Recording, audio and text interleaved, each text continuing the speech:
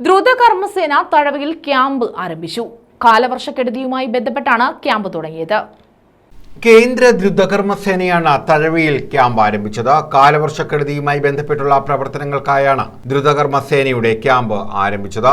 35 അംഗ സംഘമാണ് തഴവ ഗ്രാമപഞ്ചായത്ത് ഓഫീസിന് സമീപത്തെ ദുരിത നിവാരണ സെന്ററിൽ ക്യാമ്പ് ആരംഭിച്ചത്. ചെന്നൈക്ക് സമീപം ആർക്കോണം ആസ്ഥാനമായുള്ള NDRF 04 ബറ്റാലിയൻ കമാൻഡർ അഖിലേഷ് കുമാറിന്റെ നിർദ്ദേശപ്രകാരം അലോക് കുമാർ ശുക്ല, സഞ്ജു സിൻഹ എന്നീ ഓഫീസർമാരുടെ നേതൃത്വത്തിലാണ് ക്യാമ്പ് പ്രവർത്തിക്കുന്നത്.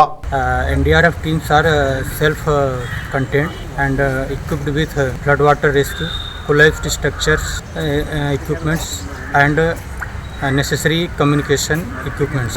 Our teams are highly motivated and trained to tackle any type of emergency, and our control rooms is working 24/7 and closely monitoring to the situations. പ്രളയം, മണ്ണിടിച്ചിൽ തുടങ്ങി ഏത് അടിയന്തര സമയത്തും പ്രവർത്തിക്കാൻ കഴിയുന്ന തരത്തിലുള്ള അംഗങ്ങളാണ് ക്യാമ്പിലുള്ളത്.